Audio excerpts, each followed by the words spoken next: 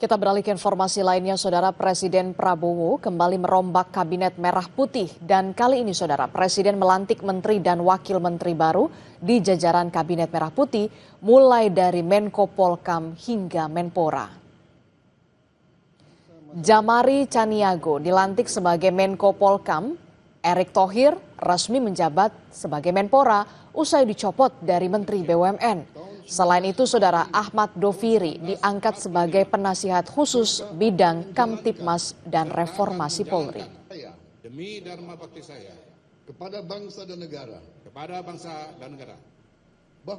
Selain menteri, Saudara, Prabowo juga melantik wakil menteri serta sejumlah kepala badan dan lembaga.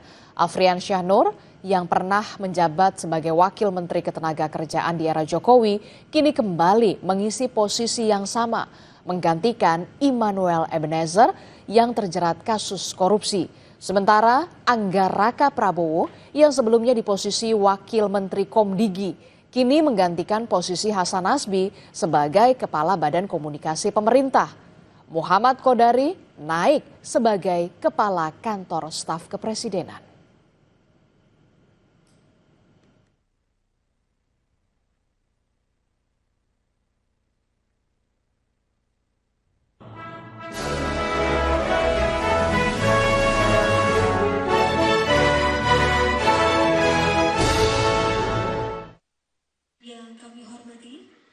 Mahkamah Agung Republik Indonesia melalui Direktorat Jenderal Badan Peradilan Umum menyelenggarakan bimbingan teknis perempuan berhadapan dengan hukum tahun anggaran 2025. Acara berlangsung 15 hingga 17 September 2025 di Mercure Convention Center, Ancol, Jakarta. Bimbingan teknis ini menghadirkan narasumber dari kalangan peradilan, akademisi, hingga Komnas Perempuan. BIMTEK ini merupakan bagian dari program nasional Ditjen Badilum MA yang dihadiri 37 peserta yang terdiri dari Ketua Pengadilan Tingkat Pertama dan Banding, Hakim Tinggi, hingga Hakim Pengadilan Negeri di wilayah hukum Pengadilan Tinggi DKI Jakarta, dan sejumlah pengadilan dari daerah lain, seperti Jayapura, Manado, hingga Singaraja. Selain itu, hadir pula perwakilan dari Unit Pelaksana Teknis Perlindungan Perempuan dan Anak DKI Jakarta. Sebelum tatap muka, peserta telah menjalani pembelajaran mandiri pada 12-13 September melalui platform pelatihan daring yang dilengkapi kuis interaktif. Dengan pola blended learning, kegiatan ini diharapkan memperkuat kapasitas aparatur peradilan dalam menangani perkara yang melibatkan perempuan sebagai pihak berperkara.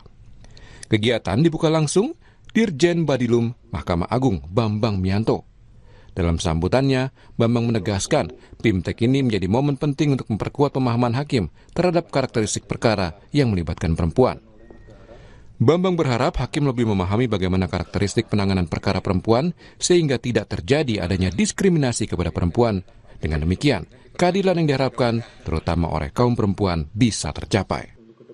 Ya, kegiatan ini adalah kegiatan bimbingan teknis perempuan berhadapan dengan hukum. Ini kegiatan program nasional terkait dengan proses persidangan perkara di mana pihak-pihaknya adalah salah satunya perempuan.